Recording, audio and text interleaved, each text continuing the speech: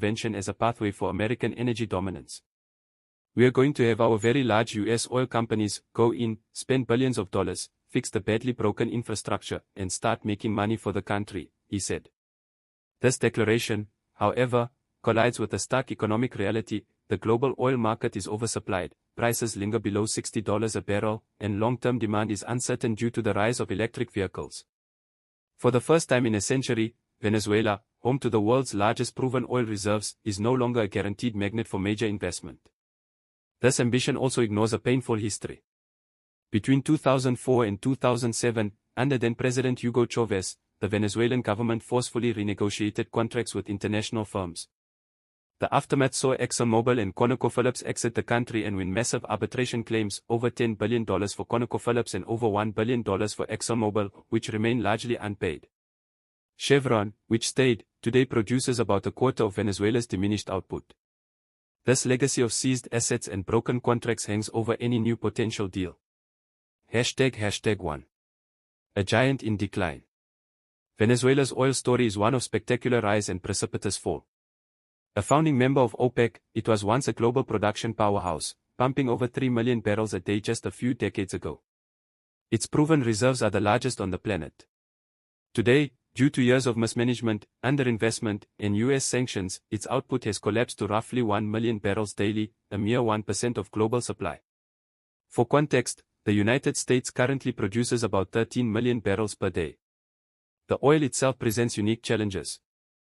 Venezuela's crude is heavy, dense, and sulfurous, requiring specialized, complex refineries to process. This makes it less versatile and more expensive to handle than lighter crudes. Furthermore, from an environmental standpoint, it is among the dirtiest oils in the world to produce in terms of greenhouse gas emissions, a significant liability in an era where many major energy companies have public climate commitments. #2. The billion-dollar grudge. The relationship between Venezuela and American oil capital is long, fraught, and expensive. Companies like Chevron began operating there a century ago, helping build the industry. The Chavez-era nationalizations, however, created wounds that have not healed.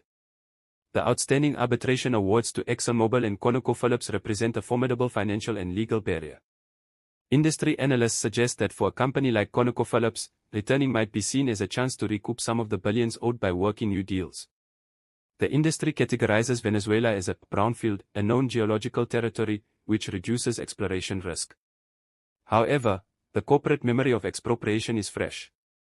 In a cautious statement, ConocoPhillips noted it is monitoring developments but called it premature to speculate on any future business activities. #3. A crowded and changing market. President Trump's vision assumes a world hungry for vast new oil supplies.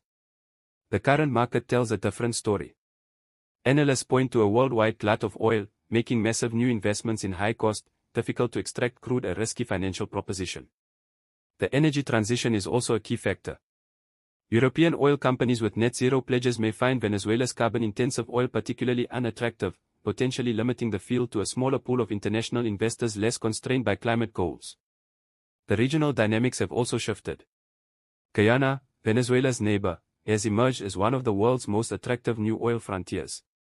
With over 10 billion barrels of lighter, less polluting crude, lower taxes, and no national oil company, Guyana offers a starkly more stable and profitable alternative. ExxonMobil, absent from Venezuela, is now a major player there. A change in Venezuela's regime could ease territorial tensions between the two countries, further solidifying Guyana's position.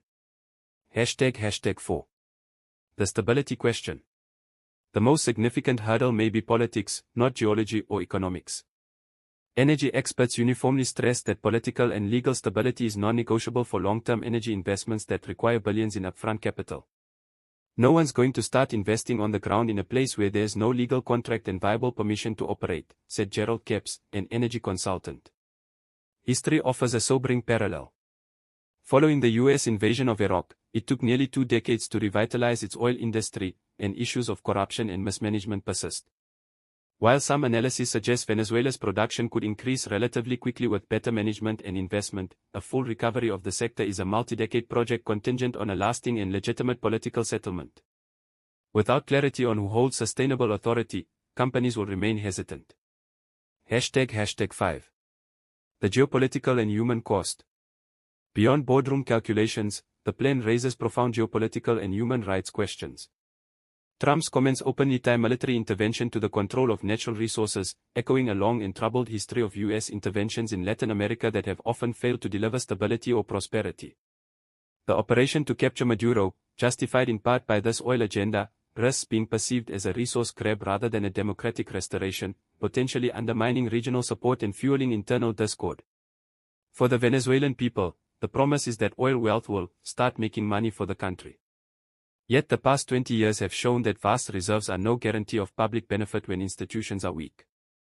The primary challenge is not merely extracting more oil, but ensuring the revenue rebuilds infrastructure, funds social services, and is governed transparently, a monumental task for any post-conflict administration. The path forward is littered with the ghosts of broken contracts, stained by some of the world's dirtiest oil, and overshadowed by a more attractive neighbor. The stark reality is that revitalizing Venezuela's oil industry is a generational challenge. It would require not just lifting sanctions or capturing a leader, but establishing the rule of law, securing billions in foreign investment amid global oversupply, and resolving over $11 billion in old debts to the very companies being invited back. While the resource wealth is undeniable, the era when it could be easily harnessed by foreign capital may have passed, leaving Trump's proposition as much a statement of power as it is an uncertain economic plan.